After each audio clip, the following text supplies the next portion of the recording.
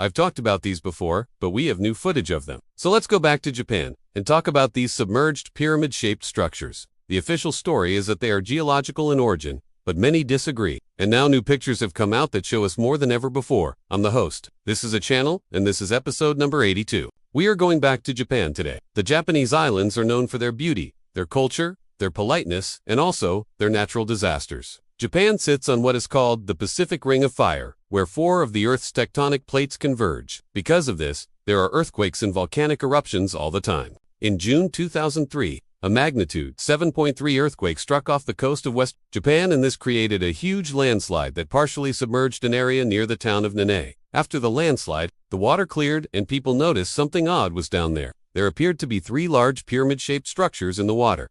2 were close together and 1 was further away. They looked to be over 100 feet at the base and about 66 feet tall, kind of like a pyramid with a flat top. It looked like someone had cut the top off of it. People started talking about these and speculation ran rampant. A woman named Mari Yamaguchi came forward and said that she had seen these structures when she was diving in the area years earlier. She said they were there as long as 20 years before the landslide. Many thought that this was evidence of a lost ancient city. Some said it could even be evidence of an ancient civilization that we don't know about. People started calling it the Japanese Atlantis. But not everyone was convinced. Geologist Fusei Kisi said that the pyramids were probably formed by geological processes such as earthquakes and erosion. He said that they weren't man-made. Officials did more research and they agreed with Kishi. They made maps of the ocean floor, took sediment samples, and studied underwater photographs. Their conclusion: the pyramids were most likely formed by a series of underwater landslides that happened slowly over hundreds of thousands of years. Okay, that seems pretty straightforward, right? Geologist vs. everyone else. Well, not so fast. People pointed out that there didn't seem to be any erosion on the structures. If they were formed by natural causes, why wasn't the erosion consistent with naturally occurring rocks in the area? In addition, there were human-looking marks on the structures such as stairs and platforms. These structures looked too perfect to be natural. They said they looked like someone had made them. Now, I gotta be honest with you. I'm not sure how much I believe either. Explanation? First of all, geologists don't always get it right. Remember the La Habra in Mexico? For decades, experts said it was a meteor. Then a few years ago, it was reclassified as a fragmented comet. Also, just because a bunch of scientists say something doesn't make it true. On the other hand, I don't really see any evidence that proves that they're man-made either. We only have 2 pictures from 2003, and then nothing until recently. We didn't even know that they still existed until a photographer named Hidenobu Ishihara went looking for them. Ishihara dove to the site and snapped some amazing pictures. His images show that the structures are still exactly as they were. They're still there, and they're still perfectly preserved. Now, we can't prove that these are man-made, but we can prove that they are real. Okay, let's assume that these really are pyramids.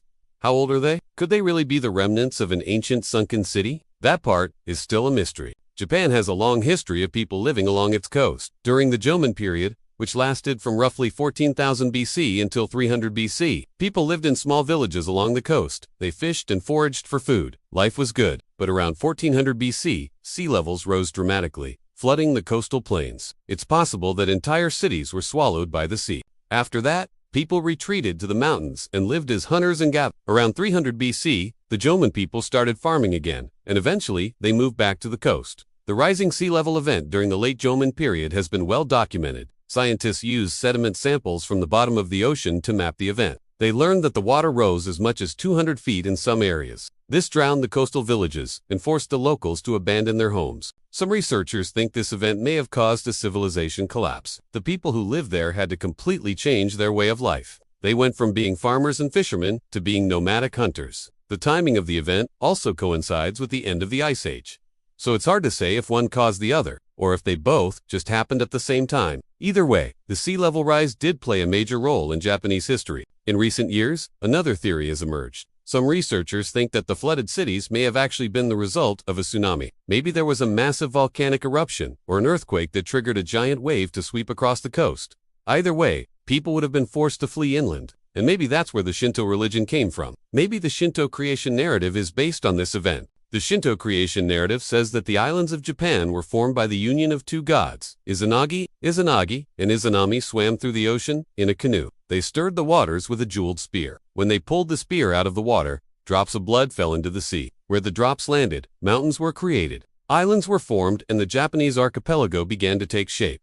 Eventually, Izanami died. Izanagi returned to the underworld to retrieve her. He He found her in a cave surrounded by demons. Startled by his sudden appearance, Izanami became enraged and sent monsters to kill him. Izanagi fled and escaped through the north exit. As he looked back, he saw his wife turn black and her form become that of a monster. He dropped a magic stone behind him and it turned into a mirror. Izanagi continued running and reached a riverbank. Here a deity washed his filth from head to toe. Izanagi realized that this was a god. He had stumbled upon one of the most sacred places in the world. He thanked the deity and promised to return the favor. Izanagi climbed onto the god's back and rode up to heaven. There they sat on a divine throne and gazed down at the islands they had created. And that is where the Shinto religion was born. Does this sound familiar? Maybe you've heard about the biblical flood, or the story of Duke. Perhaps you've heard of the Great Flood story that shows up in multiple cultures all over the world. The stories are different, but they're similar enough that it makes you wonder if there's a grain of truth hidden in the myths. Maybe a tsunami or an earthquake did cause widespread destruction in Japan. Maybe there was a time when the water rose and swallowed entire villages, but that was thousands of years ago. It's unlikely that these pyramids are connected to it. Here are the facts. Someone or something created the pyramids.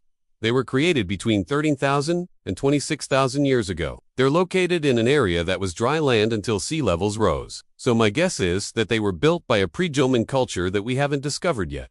This is highly speculative. Of course, I don't know if this is true, but I do know one thing. These pyramids are real. There's no doubt about it. They exist at the bottom of the ocean, off the coast of Nan. Now, if you want to hear more about underwater discoveries, check out this video where we talk about underwater pyramids. Thanks for watching. Subscribe if you haven't already, and I'll see you next time. Bye.